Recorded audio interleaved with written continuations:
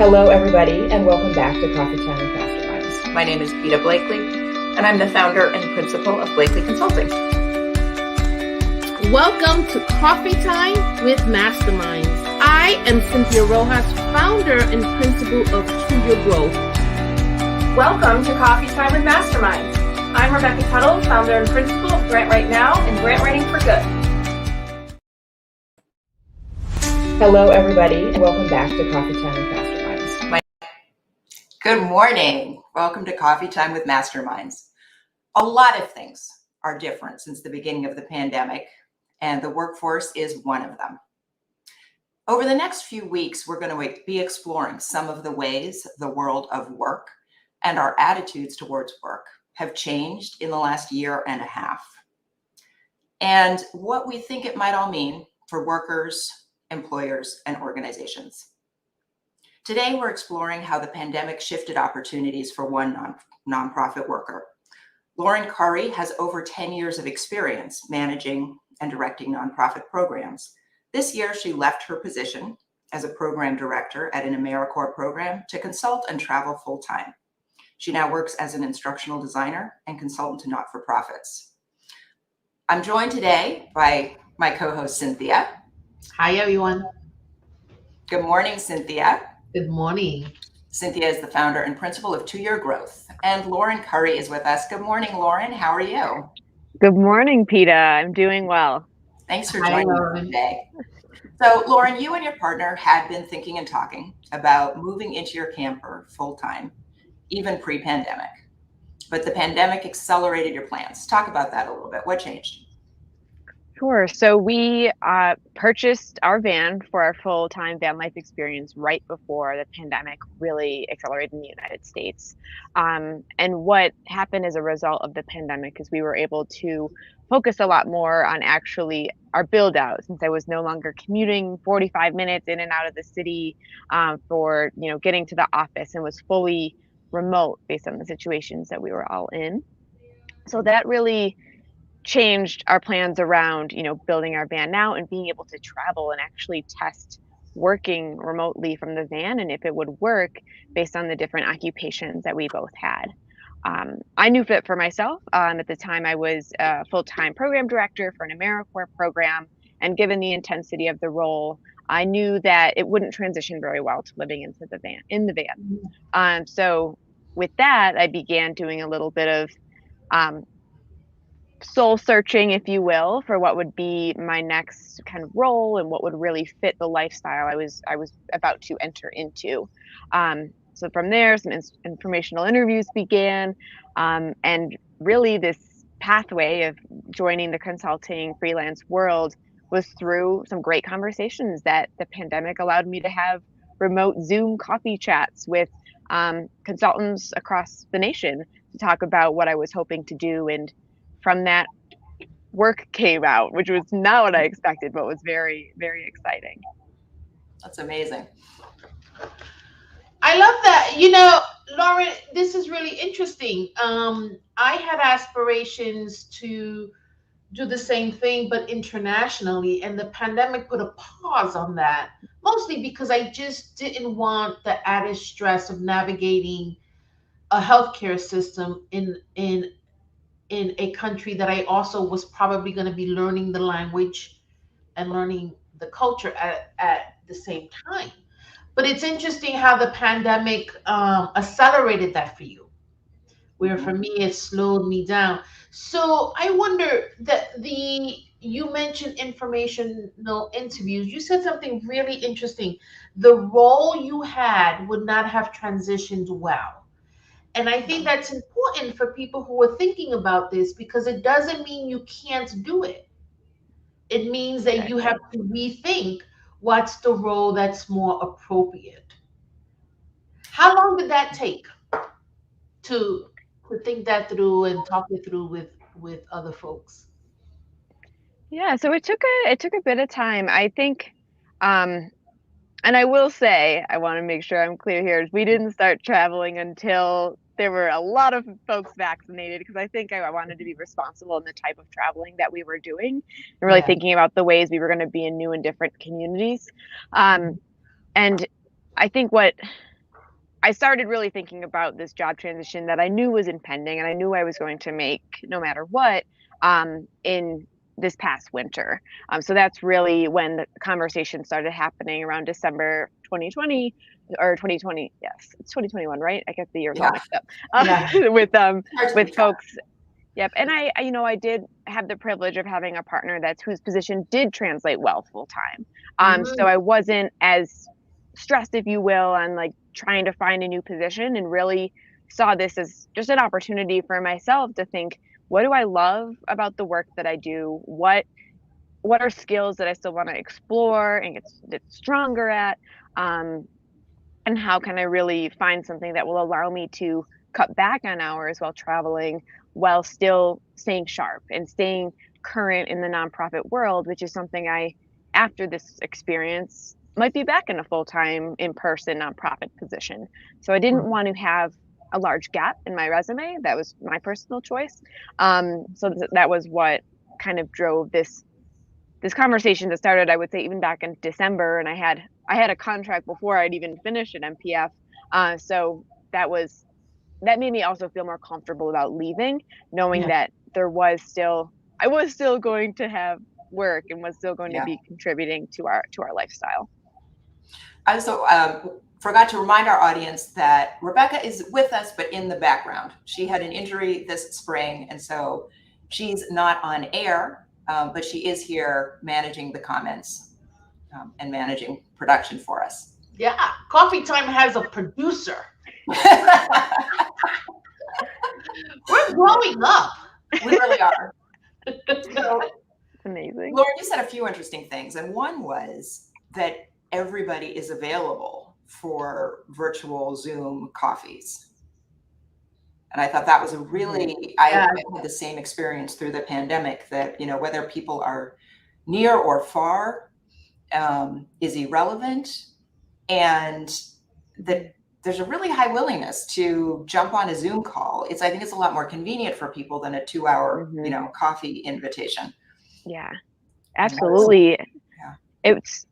It's been normalized, which I think is actually really great for the workforce, especially for nonprofit folks that might not have the budget to travel and grab coffee with someone, and can instead you say, hey, I've seen the work that you're doing. It's great. Can we connect over Zoom? And folks expect that. It's a lot more normalized than pre-pandemic, where somebody might have wanted you to make the trek to their office and actually do an in-person meeting, which saves everybody time and saves resources. So I think that is really cool. And also just, even opening up a space like this where I know Peter's in Virginia and Cynthia, I'm not sure where in the world that you are, but it doesn't matter because we're able to connect in this way.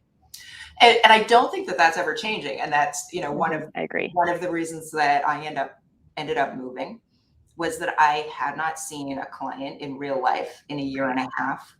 And I don't think they mind. Right. And I don't think that they ever expect me to come back to their office. I think that expectation that certain types of work, obviously some types of work are done in person, but certain types of work have gone virtual. Some of those clients don't even have offices for me to visit them at anymore, right? Or a significant part of their workforce does not go to the office and might not ever go there again. So I think that's really made permanent changes to the expectations around how people work. I think that's a good point. So, Peter, you called this show, and I loved it, the Great Resignation. Yeah. There has been a lot of talk in our nation about, especially in the hospitality industry, what's happened to everybody.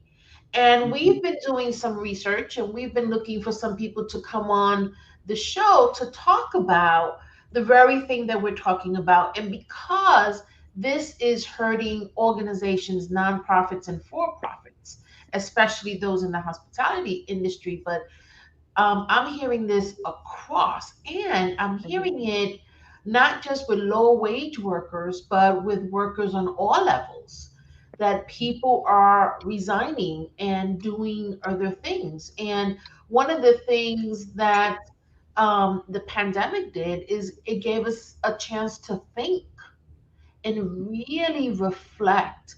And when you're in the grind every day, you don't have that opportunity as much, or everything's so normalized, you don't sit back and reflect if this is what you want. And so this is what you're saying, Lauren.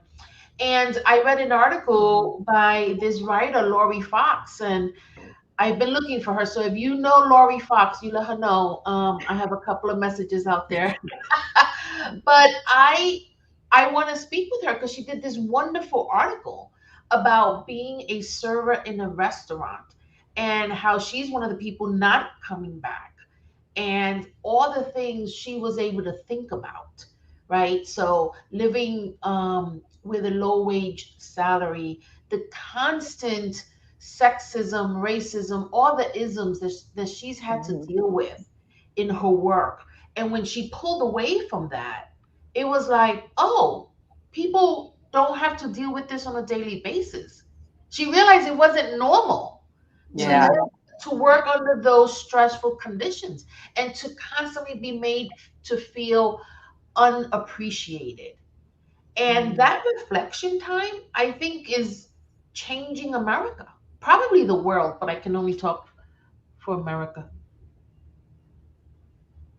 Yeah, I certainly hope so. I think the downside of some things in American culture is that go go go mentality, really driven by work hard, and work too hard in a lot of cases. And I think a lot of folks in, the hospitality industry and a lot of different industries realize this isn't a sustainable like work life for me. Like I don't want to go back to this career or this pathway that I was in because it's not bringing me joy. It doesn't bring me time to see my family or to connect. And what else is out there that might be a better fit and might be more open to my needs? And I hope that also it's pushing company, businesses, organizations to reevaluate um, how they onboard and support their workers. I think that's really what I am hoping is like the long term impact of the pandemic and work in America. Well, I am a camper as well, and I had fantasies to take our camper and travel the country in the camper. We've decided something else, but pretty similar. And the thing Cool. about camping is that you meet a lot of people who are doing the same thing. Mhm. Pre-pandemic, that was like amazing. Like, really? You're homeschooling your kids? You're traveling the country? I met people our age who were actually traveling the world, doing a world tour. And I was like, it was just something I thought you did when you retired. So Yeah. are you meeting people who are doing the same thing? Are you finding that this is trending? Oh yeah, absolutely. I definitely think it is. And I think yeah, and one good thing that did come out of the pandemic is that these different non-traditional pathways people are taking are not seen as strange or Right. unexpected. And as a younger adult, like it's a little bit more normalized for me, which is great. So when I remember when I told my VP what I was doing, he said, "That's awesome. That's so great. I'm so happy for you." And I just wonder if he would have had the same response had this been before the pandemic. Right. Um, Right. so I think yeah, and there's different with being in a van and with traveling and wanting to be in more remote areas, there's different considerations that we've had to make around access to internet, access to or Yeah. creating comfortable working spaces in the van. And I think it's all possible. It's just having the forefront thinking to be prepared to be in the right situations, and then also a mindset that you're okay with being flexible and changing your plan last minute. But that's Yeah. I've definitely found a number of folks that do this too. Yeah. One of the things that we found, remember early on in the pandemic, Cynthia, you said everybody is so forgiving now. Yes. Everything is new and different, and nothing has to be perfect. And when you are running a webinar from your kitchen table, like it's just a completely different vibe. And I Mhm. think that level of acceptance Yeah. is facilitating things like working full time from a van, right? The last bit of our artificial distinction between, professional life and living has fallen away now that everybody works from their houses, right? Now that everybody sees everybody's family and pets on every Zoom call. And I think it's really opening up some opportunities. I mean, Lauren, do you feel like it's more feasible to consult from a van now than it would have been 2 years ago? I feel like 2 years ago, it would have been a little bit harder to build a consulting practice. Absolutely. And I'm not sure if people would have taken me seriously, if I had said, I'm going to travel and work from a van.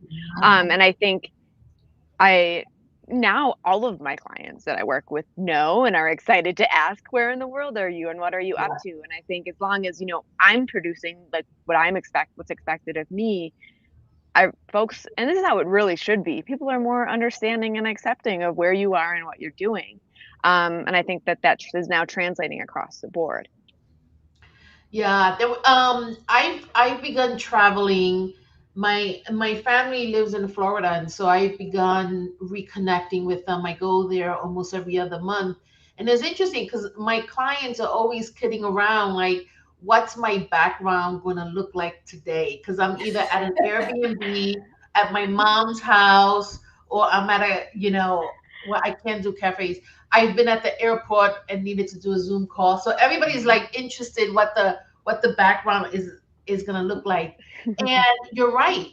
I've normalized that with them, right? And so where I'm at is no longer an issue. And really interestingly, people think that I'm on vacation. I'm like, no, no, no. I've only moved my office. I have a traveling office, right? I can still work and still be with family and not miss a day of work. And the interesting thing is, if I worked in an office or with an organization, I would have to take vacation time. Like, this pre-pandemic way of living doesn't make sense It doesn't anymore. make any sense anymore, does it? No. It doesn't make sense. Like I stopped going to the office before everybody stopped going to the office, right? Because I started consulting from home a few years ago. And I was amazed at how much energy and time, like what proportion of the good thinking time and energy of my day went into getting dressed and commuting to the office. Yeah. And the fact that like pretty much the best problem solving hours of the day were gone by the time I got there. And all I had done was like, shower and put on pants, right? And when I started working for myself, I was like, wait, you could go to work and then shower, right? Yeah. The productivity gains are amazing, and I think people are going to Definitely. start to think more like that. Like, well, maybe my work should be arranged around me instead of my life around my work. Yeah. I love that. I love that. Range around you. Yeah. Yeah. Mm-hmm. What do you think it's going to look like in 2 years? Goodness. Lauren, what do you think? Like, Great question. like, thinking forward to the rest of your career? I think that at the very least, hybrid work setups, so a couple days in the office, a couple of days at home, are here to stay. Like, I think that especially for parents, especially for folks that might be caring for a family member, having that flexibility it's not something you're giving up once you have it. And I think that hopefully, like, organizations and businesses do recognize that the importance of that and continue to make that flexibility for their employees. And I would be happy to go back to that type of structure, to have some days in an office where I get to still build in-person community with folks, but then still have that in-person, to Peter's point, not having to commute, not having to get myself together, just getting right into work and my flow. Yep. And I also think Zoom life is here to stay as well. I think the ability to connect with people and from different places, and to collaborate and to be innovative, and the technology that has even grown out of making Zoom a collaborative space is going to continue to flourish. And my optimistic view, I really hope that there is this shift in the way that we look at work in the US, and creating more space for workers to take time off, to care for family, to do these different things that just we're really difficult pre-pandemic, and continue to be really. And in some ways, they got more difficult during the pandemic, Absolutely. and I think that pushed the conversation, but it pushed a needed conversation that people people don't entirely leave their home life at home when they're working, even under normal circumstances, which I don't think we're ever going back to what it was before, which is why I keep saying there's, normal. There is no normal anymore. No, Yeah. there's no normal. No. I think what's going to happen, if I could predict the future, I think we're going to see a lot of entrepreneurship, solopreneurship. I think I wonder if the workforce is going to shift, and organizations are going to start thinking, do they really need employees, or could they have contractors, right? So they also have some flexibility. I mean, that relationship has a bunch of pros, right? There's office politics I don't have to deal with anymore, right? Organizational culture is becoming challenging to contain in a virtual setting. And so I've been doing some thinking with organizations around that. Like what is our new culture? Right? What does this mean for meetings? And all these things that play a major role in the office are now being thought about in the virtual space. So I wonder if in 2 years we're going to meet more people who are off on their own and freelancing or doing contract work than employees. Yeah, I mean, companies are shutting down entire arms of their office space that they have booked in New York and all these big cities and remote is what they do now. That's what they're here to stay. So it does ultimately save the company money having their employees at home, and most employees are also excited about that continued prospect. Yeah. Right. Yeah. So I've predicted the future. We can all go home now. You got out your crystal ball. Yes. There's still a lot of interesting things about that to discuss. The question of whether people should be paid, or whether people's pay should vary based on where they live, which is really interesting. Yeah. Definitely. Yeah. And so what this has done to nonprofits and also to organizations is that turnover is escalating, because now the opportunity is right now. I could get a job in California and never step foot there.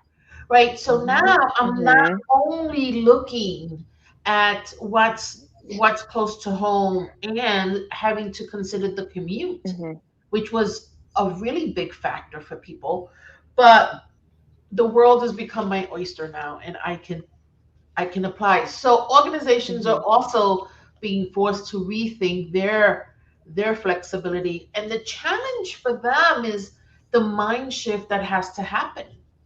Right? What does it mean to have everybody work remotely? How do we hold people accountable? Right? How do we make this happen in a way that somebody told me recently? I used to associate my staff being in the office with them working. So just and she realizes now, she's like, they probably weren't working. They weren't. Right? They were on Amazon. Maybe a little. And she says, and so that was my benchmark. You're in the office, you're working. And she says, and I can't wrap my head around that they could still be working, but they're working at home. Like, she associates being home with not working. That's a factory model of productivity. Yeah. Oh, I love that. When people come to the factory and work, it makes a lot of sense. And when people are, weaving and sewing, you can tell that they're working. The kind of work I do often looks like sitting at my desk and staring into space. Like, it really doesn't matter whether I'm in my office or walking the dog. I might be working, or I might be completely not working, right? So the office setup, once we got computers, right, the office setup started to not make a whole lot of sense. Right? You could sort of be anywhere and be doing it.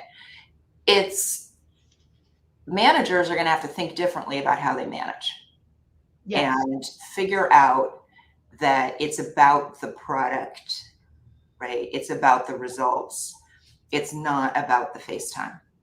And I think there are some managers who already knew that, had been thinking that for years. And when their staff went home, it was no big deal, right? And the ones who are still having a hard time with it, well, I mean, they might just not be able to manage in the new environment. Yeah. And we also cannot ignore, so Lori Fox in her article talks about safety, right? This idea, not only her physical safety when she realized that she was working in a place and having to deal with all these isms, but safety against COVID. And you know, the death rate, she has a statistic, you were 60% more likely to die from COVID if you worked in, um, um, if you had a job in the hospitality industry, because of all the people that you were coming in contact with. And we didn't only have a pandemic, right? We had the murders of George Floyd and other individuals, Breonna Taylor, you know, really surface this sense of unsafetyness, of feeling unsafe, right? And also caring for our little ones and making sure that they're safe. And so for some people, having that time to be in their home and recalibrate, and rethink their sense of safety, and not that people should just stay indoors, but I think that also gave people a reason to pause and think about, you know, where they want to be in terms of their space. A lot of parents are choosing to keep their kids home, to continue to keep their kids home. And there's you know, an interesting sidebar to all this is how many children, especially boys, seem to have really thrived outside of classrooms. So, you know, I think there's another conversation that's going to go on about, you know, we were in these systems. We've been doing them for years. And so we're kind of doing them out of, you know, routine and habit. And the pandemic made us question a lot of things, like threw us far enough out of our comfort zone that we're really questioning a lot of these assumptions. Another thing that I wonder is what's going to happen to positions where people have to show up. Right. I think they should all get raises, by the way. So if there's anybody we're gonna talk about that in a few weeks when we talk to a CEO from the childcare field. I mean, because they're, you know, when I go to the supermarket, although more and more markets are putting those self checkout things. But I'm so conscious when I interact with a cashier or with a receptionist, right? I went to the doctor the other day and I'm like, wow, she has to come to work, right? And she has to sit behind that desk. Her life didn't get modified. And so what happens to that group of employees is going to be interesting. I think it was you, Peter, who said, or was it a guest that we had on the show? What if reception desks had screens and the receptionist came up on the screen? Oh, yeah, right. She could be known. Right. The technology exists. Right. Yeah. That's a great idea. I tell you, we're just inventing it today.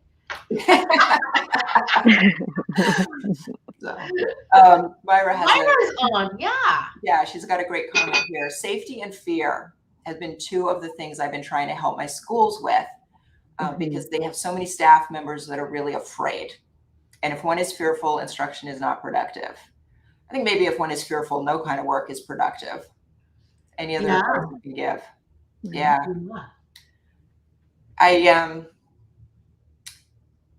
I think that our national conversation about safety and fear is really interesting. A lot of people were always afraid at work. Right. And now it's kind of okay to talk about it. Yeah. Mhm. And I think, Myra, thank you for asking for advice. I wonder if these are conversations that are being had with the people who feel this way Yeah. and not just the leaders of the schools. Right now, I know that there's a lot of towns where they monitor the budgets and what's happening in the schools, their superintendents. There's a whole lot of layers of leadership within the schools, but that has to be resolved. It really, really does, because you're right, Myra and Peter. If our teachers don't feel safe to come back into the classroom, and there are some kids who are doing well at home, but there are some who needed to go back Mhm.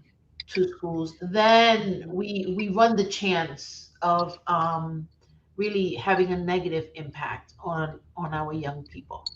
Yeah. Mhm. All right. Well, Myra, we're going to continue this conversation because it's a hot one. So we will keep that in the back of our mind. Lauren is available for additional consulting work, and you can see her LinkedIn in the banner below. Nice. Well, Lauren, thanks so much for joining us today. This has been a really interesting and eye-opening conversation. Thanks yeah. for having me. Thank Great to you, be Lauren, able. and enjoy your travels. Where are you right now? We are right outside of Bryce Canyon in southern Utah. So we'll be working rest of the morning and then heading into the park. So kind of one of the fun Oh, parts about van life. That's so great.